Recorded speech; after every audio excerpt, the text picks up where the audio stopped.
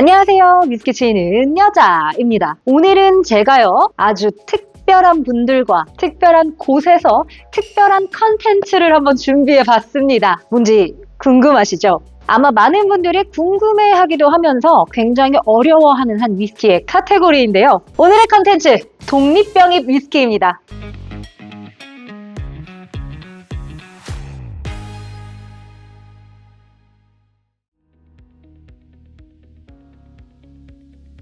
여러분, 오늘 굉장히 정말 멋진 곳에 제가 와 있는데요. 옆에는 또 멋진 분과 함께 서 있습니다. 혹시 대표님 자기소개 한번 해주실 수 있으실까요? 안녕하세요. 저는 신사 더믹스랩과 한남동 바 퍼플라벨을 운영하고 있는 오너 바텐더 김진석입니다. 멋있는 위스키들이 많이 있더라고요. 혹시 퍼플라벨은 어떤 곳일까요? 독립병이 위스키를 전문으로 다루는 독립병이 위스키 전문바입니다. 아직 이 독립병의 위스키라는 게 그렇게 대중적이지는 않은 편이잖아요. 아, 그렇죠. 뭐 궁금증, 이런 호기심만으로 이렇게 멋진 가게를 차릴 수 있는 게 쉽지는 않은데 실행력이 진짜 대단하신 것 같아요. 처음에는 주위에서 반대가 꽤 심했습니다.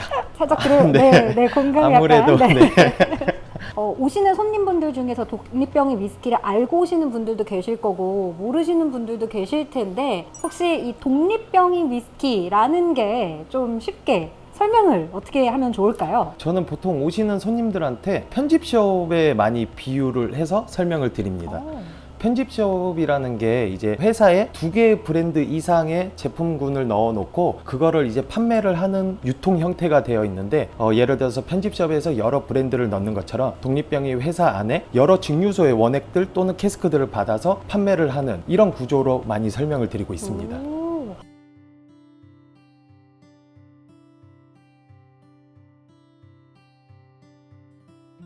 대표님 진짜 이렇게 어려운 시간 내주셔서 너무너무 감사드립니다. 제가 출연하게 돼서 영광입니다. 감사합니다. 대표님 소개 짧게 한번 부탁드려도 될까요? 네. 저는 지금 로엔이라는 이제 독립병의 위스키 전문 수입사의 이사로 재직하고 있고 또 영등포에서 이제 작은 위스키 바를 하나 운영하고 있는 박재영이라고 합니다.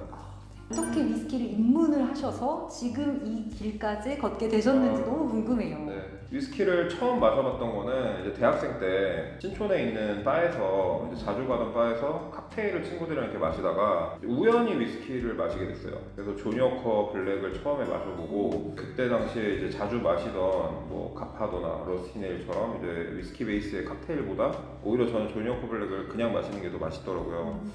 그래서 이제 그 바의 이제 바텐더가 그러면은 맥켈란도 한번 마셔보라고 해서 이제 싱글몰트 위스키를 이제 처음 그렇게 마셔봤고 지금까지 이렇게 지금은 또 이제 위스키 업계에서 일을 하고 있네요. 네. 또 제가 처음에 바를 창업을 했을 때 국내에 이제 위스키가 별로 없었어요. 그때 당시에 국내에는 독립병의 위스키를 공식적으로 수입하는 회사가 거의 없었어요.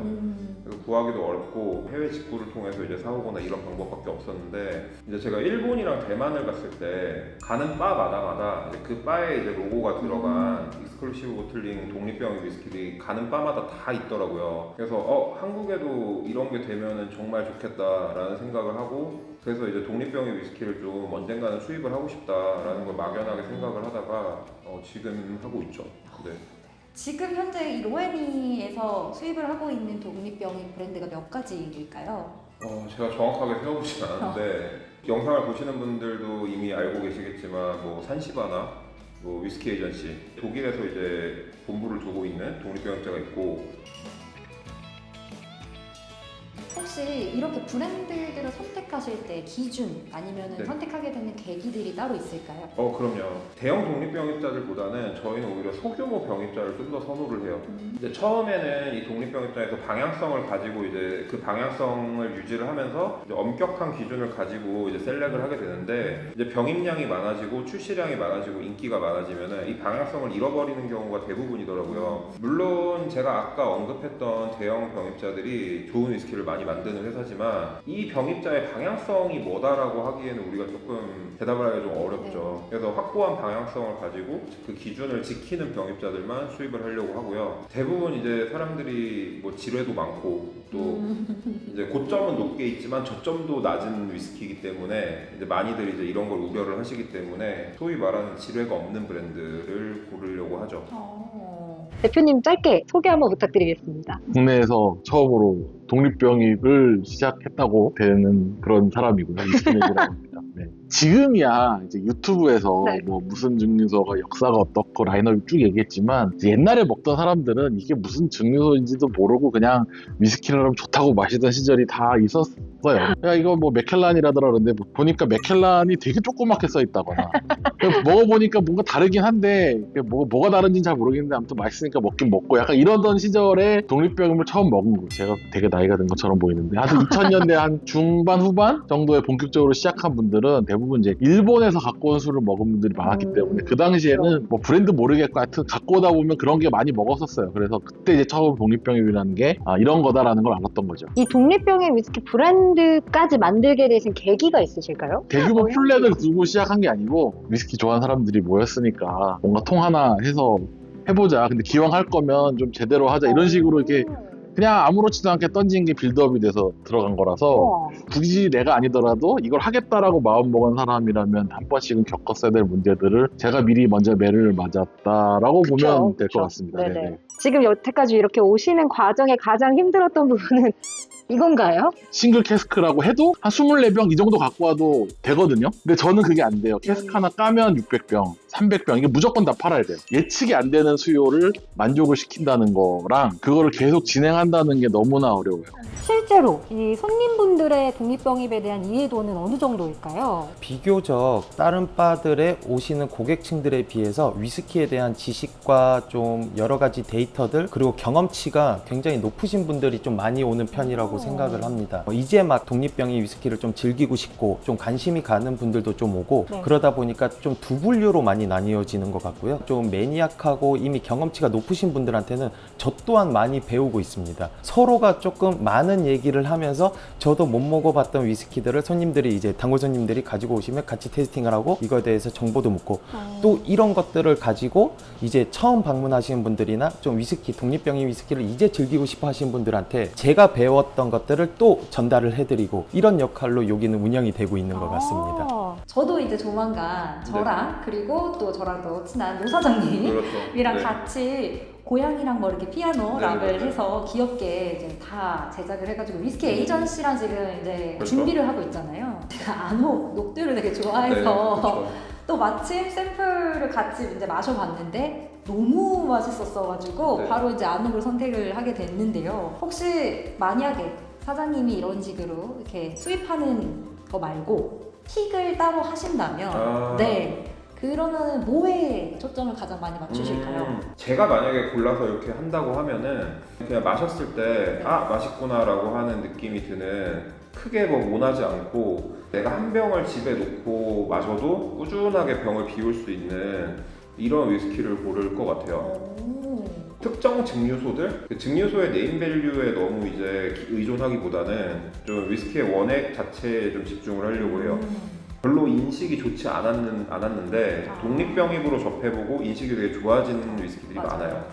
네. 손님분들이 독립병의 위스키는 어떤 걸 사야 돼요? 뭐 이런 거 물어볼 때 되게 난감할 때가 많거든요. 혹시 이런 질문을 받는다면 보통 어떻게 말씀을 해주실까요? 좀 이게 너무 상업적으로 보일 수 있지만 저희 회사에서 수입하는 위스키를 사시면 됩니다라고. 네. 아 그렇죠. 네. 네. 믿고 마시는 로엔님. 그렇죠. 근데 이거는 저도 굉장히 많이 듣는 질문이고 제가 운영하는 저희 바에 방문하시는 손님들께서도 많이 하시는 질문이세요. 바에서는 사실 크게 걱정을 하실 필요가 없을 것 같아요. 왜냐면 바텐더들이 이미 마셔보고 그렇죠. 그 손님이 좋아하실 만한 위스키면은 추천을 해드릴 거고 그렇지 않으면 추천을 안 할 거기 때문에 그리고 이제 소비자분들께서 뭐 리커샵이나 이런 데서 시음을 못 해보는 환경에서 고르신다라고 하시면 확고한 방향성을 가지고 고르는 독립병입자를 선택을 하시면 돼요. 이게 어떤 느낌이냐면 페노토와 루바토에 자주 가시는 손님들이 물론 이제 안 선생님의 미모를 보고 가시는 분들도 계실 거고 오로지 술만 보고 가시는 분들은 테누토와 루바토의 그 백바에 있는 컬렉션을 보고 가는 거잖아요. 이 백바의 컬렉션과 이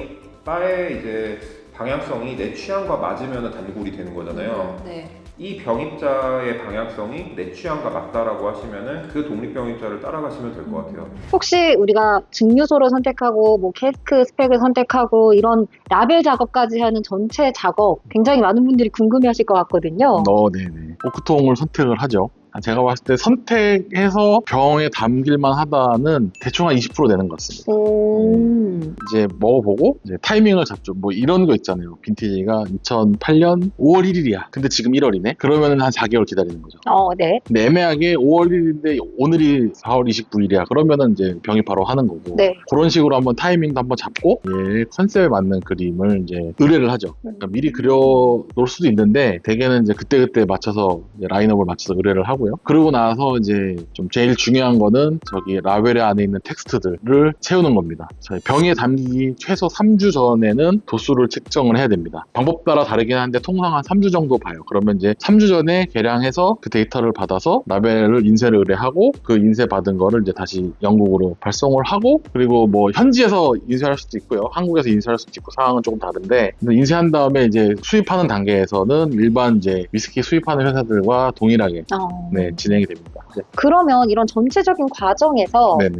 대표님이 혹시 가장 중요하게 생각하시는 부분은 역시 이건가요? 네, 잘하십니다. 우리나라에서 시도하기가 너무너무 힘든 것들이 있어요. 대표적으로 뭐 옥토모, 뭐 브룩라디, 네. 뭐 포트샬롯 같은 이제 아일라 캐스크들, 뭐 보모도 있고요. 네. 그러니까 이런 친구들이 굉장히 비싸요. 라프로익만 해도 보통 해외에서 한 10년 안팎되는 독립병입 제품이 한 2, 3만 엔 정도 합니다. 뭐 한 200불, 300불 하는데 네. 그걸 한국에 갖고 오면 60만 원, 70만 원이에요. 그러니까 이거를 뭐 비교 대상이 잘못되긴 했지만 어쨌든 같은 캐스크 스트렝스라고 생각하면 라프로익 10년 캐스크 스트렝스랑 가격비를 나눌 수가 없어요. 그러니까 해외에서는 얘는 또 다른 개성이다 해갖고 먹을 수 있고 먹을 만한 가격이 돼 있어요. 주세 때문에. 근데 우리는 그런 좀 특이한 캐스크를 갖고 오면 저는 이제 리스크를 이걸 병에 담으면 온전히 다 팔아야 되기 때문에 저는 이 리스크를 그렇죠. 져야만 돼서 그런 특이한 캐스크를 못 한다는 게 제일 힘듭니다.